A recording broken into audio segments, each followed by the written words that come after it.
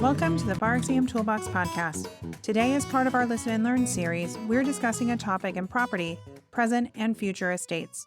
Your Bar Exam Toolbox hosts are Alison Monahan and Lee Burgess. That's me. We're here to demystify the bar exam experience so you can study effectively, stay sane, and hopefully pass and move on with your life. We're the co-creators of the Law School Toolbox, the Bar Exam Toolbox, and the career-related website Career Dicta. Alison also runs the Girls Guide to Law School. If you enjoy the show, please leave a review on your favorite listening app and check out our sister podcast, the Law School Toolbox podcast. If you have any questions, don't hesitate to reach out to us. You can reach us via the contact form on barexamtoolbox.com, and we love to hear from you. And with that, let's get started.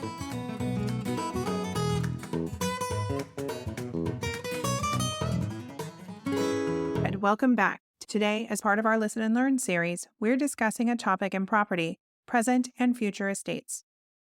Since this topic is too large to cover in one episode, today we're just going to discuss the default property interest, the fee simple, absolute, and defeasible fees, along with the corresponding future interests. Stay tuned for a future episode covering life estates, reversions, and remainders. So let's get started. Present estates, which are sometimes referred to as freehold estates, address who has the right to currently possess real property. A future interest, in contrast, is an ownership interest in existing real property, but the right to possession won't commence until sometime in the future. Essentially, a future interest holder does not currently have the right to possess the property, but will earn that right upon the occurrence of a specific event or condition. The most common form of property ownership is the fee simple absolute, which is often shortened to just the fee simple. This is an absolute ownership interest of a potentially infinite duration. This is traditionally what we think of when we think of property ownership. When you purchase a home, you have title to your home, and that home will be passed on to your heirs unless you sell or otherwise transfer that property to someone else. A fee simple absolute does not terminate unless the owner dies without any heirs. When an owner dies without heirs, the property will go to the state. But in all other circumstances, when an owner dies, the property will pass on to the owner's heirs, then to their heirs, and so on. Present and future interests can seem very abstract at first, so let's illustrate this with an example. O conveys Willow Lane to A. O is conveying a fee simple absolute to A because they are conveying the entire property interest to A. A will therefore have absolute ownership over the property until they die. Willow Lane will then pass to A's heirs when A dies and continue on like that indefinitely, unless someone down the line dies without any heirs or the property is otherwise transferred to someone else. Fee simple absolute is also considered to be the default form of ownership. Whenever a conveyance of property is ambiguous, such that it cannot be determined what type of interest the grantor intended to give away, it is assumed the grantor intended to convey a fee simple absolute.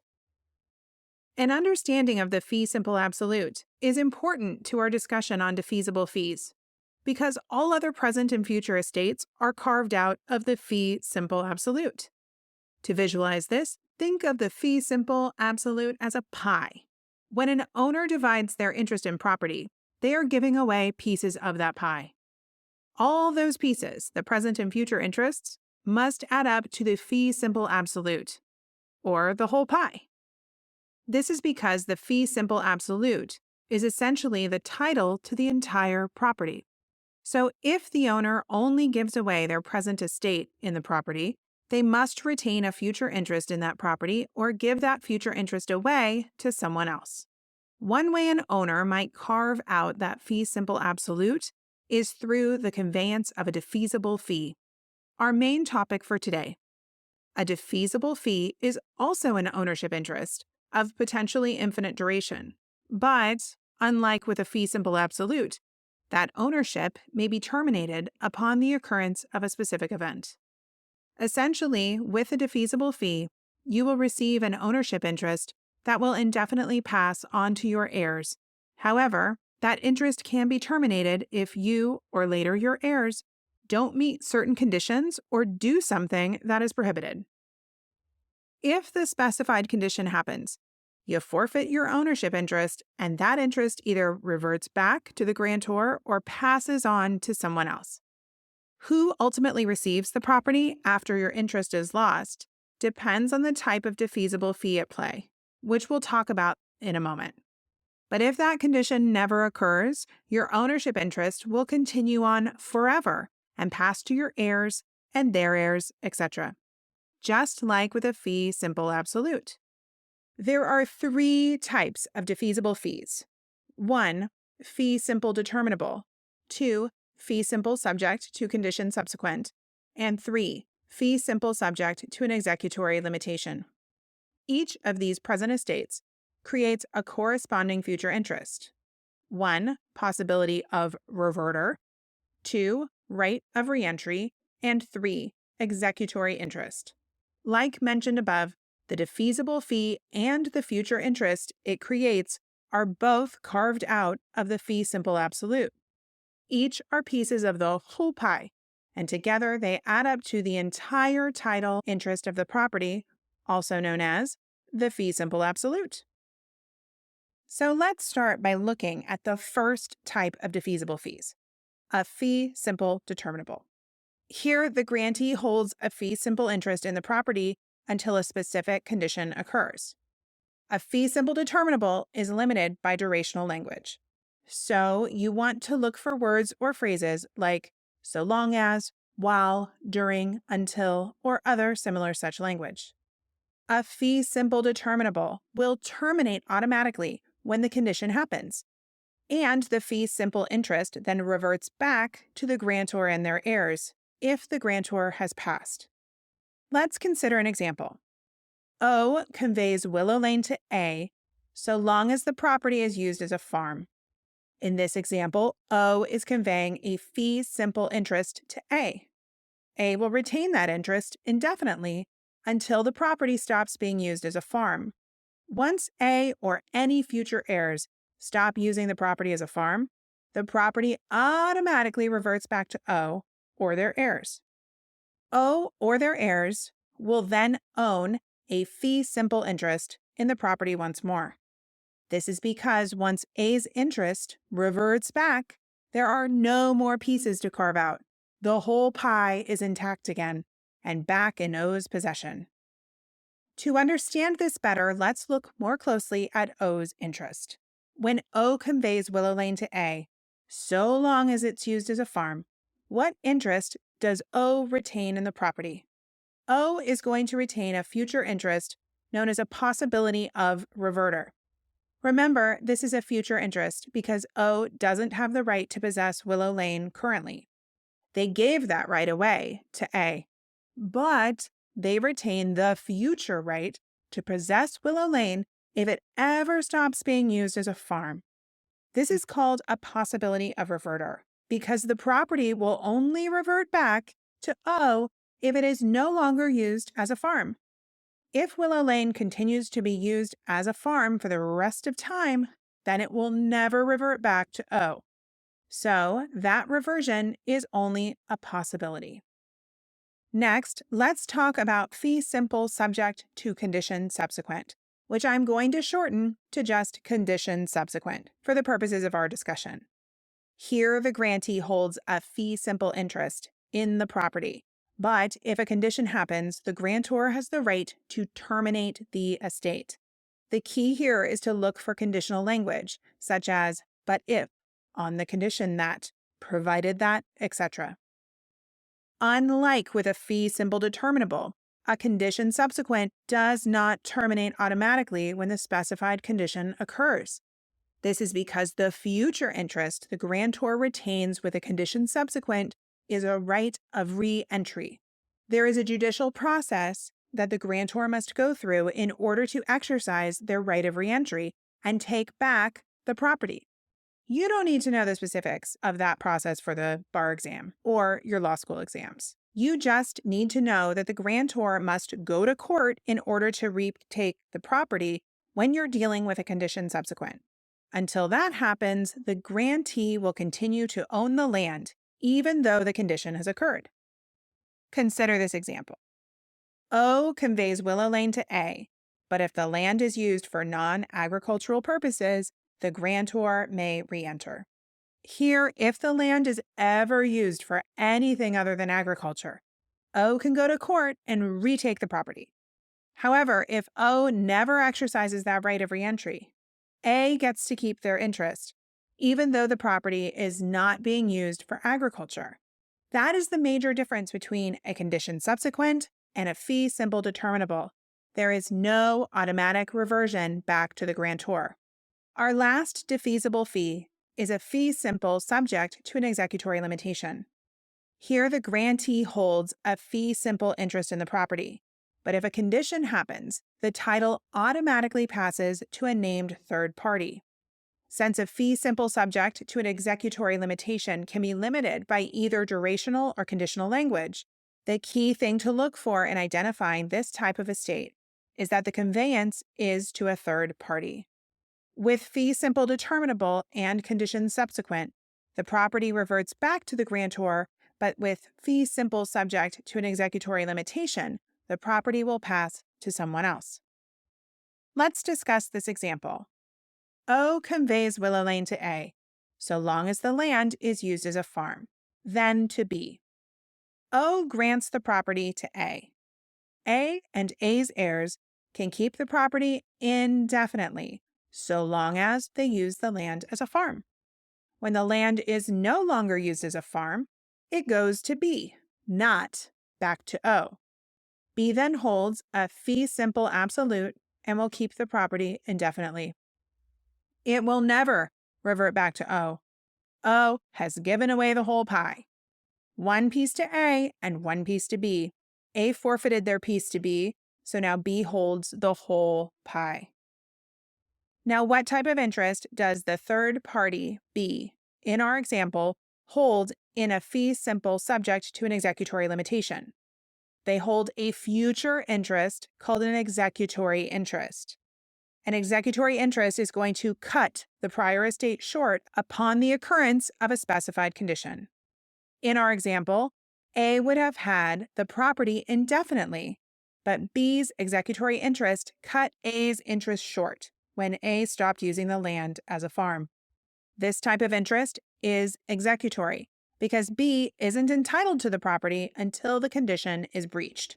If the property continues to be used as a farm indefinitely, B will never get the property. Executory interests are a little more complicated than the future interests we discussed previously. There are two subtypes of executory interests: shifting executory interests and springing executory interests. We'll start with shifting executory interests. Shifting executory interests cut short a prior estate created in the same conveyance. They essentially shift the property interest from one grantee to another on the happening of the specified condition. For example, O conveys Willow Lane to A, but if B returns from London, then to B. B has a shifting executory interest. If they ever return from London, they will cut A's property interest short, and that interest will shift to them. A springing executory interest can form in one of two ways. First, a springing executory interest may divest the grantor of their interest. Consider O conveys Willow Lane to A if A graduates law school. If A ever graduates from law school, A will divest O of their interest in Willow Lane. In contrast, if A never graduates from law school, O will retain Willow Lane indefinitely. The second way a springing executory interest might form is if the property temporarily reverts back to the grantor to fill a gap in possession of the estate. An example of this would be O conveys Willow Lane to A for life, and 1 year after A's death to B. Here, O conveyed a life estate to A. I know we haven't covered life estates yet, but you don't need to know the specifics for the purposes of this example. Just know that O gave the property to A for the duration of A's life. Now, in this example, B does not get the property until 1 year after A's death. That leaves a 1-year gap in the possession of Willow Lane, but we can't just leave the property unowned for the year.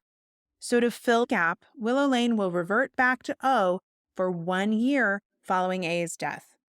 Once 1 year has passed, Willow Lane will spring from O to B, who will then hold a fee simple absolute in the property indefinitely. Hopefully you're still with me. I know that was quite a lot of rules to take in, so let's walk through a couple of hypos to see how these rules play out with more context. Our first hypo is adapted from question 2 on the July 2015 California Bar Exam, but we've edited a bit to focus solely on the present and future estate issue. Since we did not discuss restraints on alienation in this podcast episode, please ignore any potential issues related to that topic in this question. Focus solely on identifying the type, present, and future estate at issue. As I read through this hypo, try to keep in mind what we've learned so far today. In particular, look for that key language we talked about. Does the conveyance use conditional or durational language? Is the property passing back to the grantor or to a third party? The answers to those questions will help you identify the type of defeasible fee at play here. With that said, let's dive into the question. Oscar owned a fee simple absolute interest in Greenacre. He conveyed a fee simple defeasible interest in Greenacre to Martha and Lenny for so long as neither Martha nor Lenny make any transfer of Greenacre. In the event of such a transfer, Greenacre shall automatically revert back to Oscar. What property interest in Greenacre, if any, do Oscar, Lenny, and Martha possess? Okay, so here Oscar started off with the entire pie. He has a fee simple absolute. He then conveys the property to Martha and Lenny on the condition that neither transfer the property. Again, for our purposes, we're going to ignore any potential validity issues with this condition placing a restraint on alienation. We're just going to focus on what type of estates are created through this conveyance. The first question we want to ask is whether this conveyance uses durational or conditional language. Oscar used the phrase "so long as," which is conveying the length of time that something will last. So this is durational language. The next question we want to ask is whether the property reverts back to Oscar or passes to someone else upon the occurrence of the condition, or whether either Martha or Lenny transfer the property. Here, the hypo specifically told us that Greenacre will automatically revert back to Oscar if such transfer occurs. So since we have durational language and the estate will revert back to the grantor, Oscar has granted Martha and Lenny a fee simple determinable. Oscar therefore holds a possibility of reverter. It's a possibility because Oscar only gets Greenacre back if Martha or Lenny transfer the property. Otherwise, Greenacre remains with Martha and Lenny indefinitely. Because Oscar holds a possibility of reverter, Greenacre will automatically revert back to him if Martha or Lenny transfer the property. He does not need to go to court to take the property back. Hopefully this hypothetical helps provide some context as to how these issues might play out on an exam. Let's walk through another example to be certain. This hypothetical is pulled from question 5 on the 2011 California Bar Exam. Like with our first example, we've adapted it to reflect only the present and future estates issue, and you should ignore any potential issues regarding restraint on alienation. Prior to 1975, Andy owned Blackacre in fee simple absolute. In 1975, Andy by written deed conveyed Blackacre to Beth and Chris. The deed provides, if Blackacre or any portion of Blackacre is transferred to a third party, either individually or jointly by Beth or Chris, Andy shall have the right to immediately re-enter and repossess Blackacre. What interest in Blackacre, if any, did Andy initially convey to Beth, Chris, and himself? Here, Andy initially owned Blackacre in fee simple absolute, so he held the whole pie. He then conveyed a piece of that pie to Beth and Chris. What type of present estate do you think Andy conveyed here? Let's go through our key language questions. Did Andy use durational or conditional language here? This is not quite as clear as our first example because the conveyance isn't written in the traditional O to A if structure. What the deed essentially says is if either Beth or Chris transfer Blackacre, Andy can retake the property. This is not conveying any sense of time, so we aren't looking at durational language here. Rather, Andy has established a condition. If Beth or Chris transfer Blackacre, they lose their interest in the property. Now, if Beth or Chris transfer Blackacre, who gets the property? Andy or a third party? Here the deed says Andy shall have the right to immediately re-enter. Andy is retaining a right to retake the property, so he is granting Beth and Chris a fee simple subject to a condition subsequent. Because Andy conveyed a condition subsequent, we know that the future interest he retained is a right of re-entry.